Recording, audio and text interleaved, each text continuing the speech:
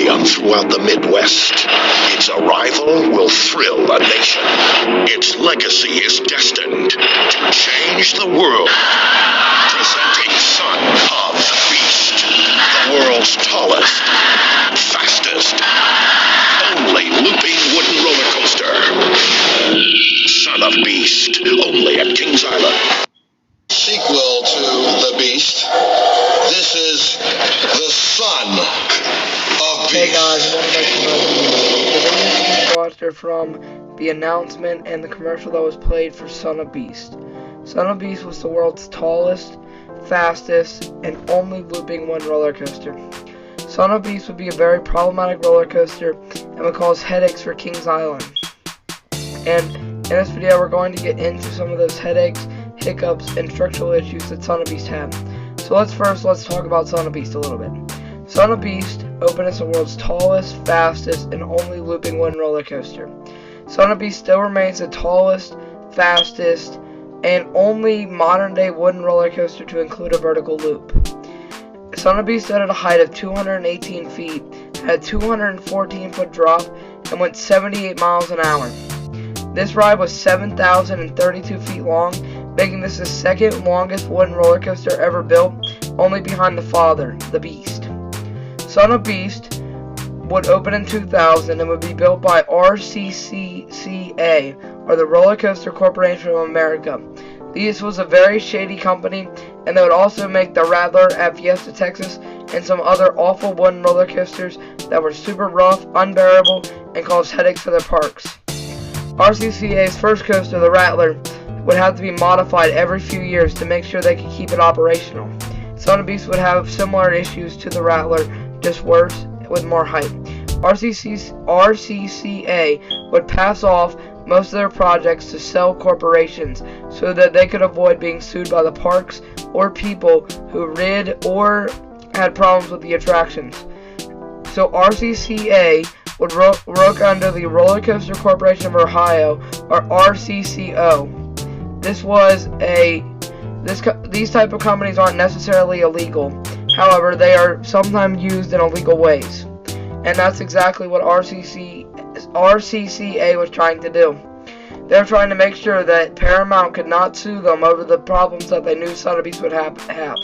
This even led to a structural collapse during the ride's construction, and also RCCA being fired part of the way through the project, with Paramount taking over the project and finishing it themselves. And in its opening year, Paramount would file a lawsuit against the Roller Coaster Corporation of America to dispute payments.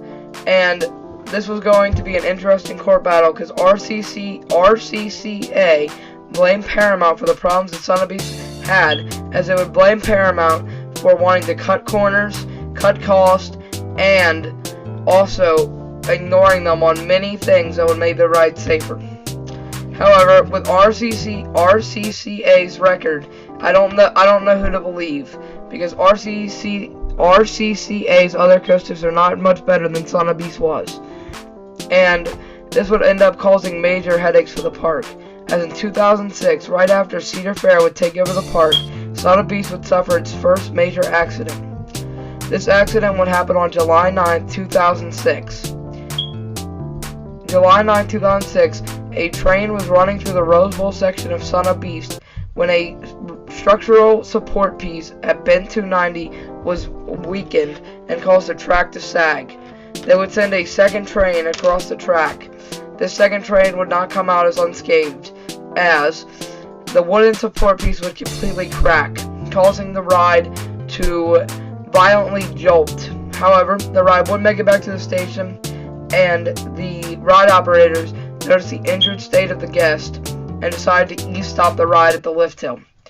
This would ultimately end up saving many people's lives, as if the third train would have won, who knows what could have happened. This probably would have caused a catastrophic accident.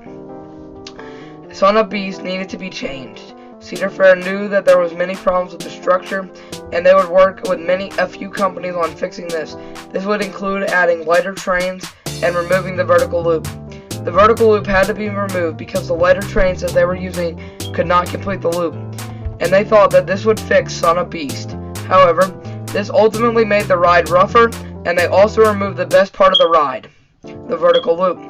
So this ultimately hurt Son of Beast more than it helped, as it lost more ridership than before, and the smoothest and best part was removed, causing many guests to realize that the ride was very uncomfortable, and it was even more uncomfortable now than it once was.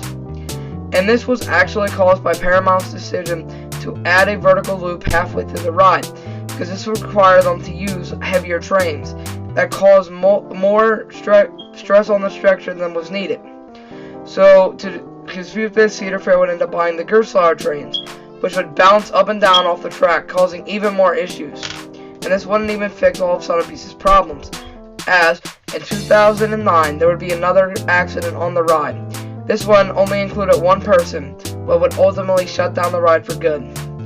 This happened. This woman claims that a blood vessel in her brain popped as they're riding Son of Beast. And this case came out weeks after the incident apparently happened. So this seems like it was just a nail in the coffin for Son of Beast, and this is a shame too, because this was supposed to be the star attraction of the new Paramount's Kings Island, and was supposed to really be the sequel to The Beast, a legendary wooden roller coaster.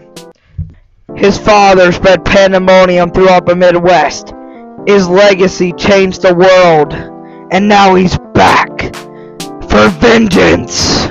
Presenting Son of Beast Revenge, the world's tallest, fastest, only looping hybrid coaster. That commercial that you just saw was something that I made myself, and that is talking about the return of Son of Beast as a RMC hybrid. This idea comes from this poster back in 2018 that says number 5 is alive, ultimately signaling the Outpost 5 or the Son of Beast. This poster also mentioned Southern Yellow Pine Care and shipping and mining, and also Outpost 5. So why is shipping and mining important?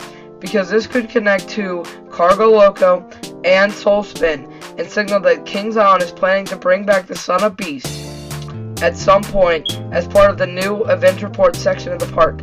This would definitely fit in, because this would be towards Adventureport, because it would be right behind Banshee and a part of, if not most of, the Son of Beast land that it once was occupied.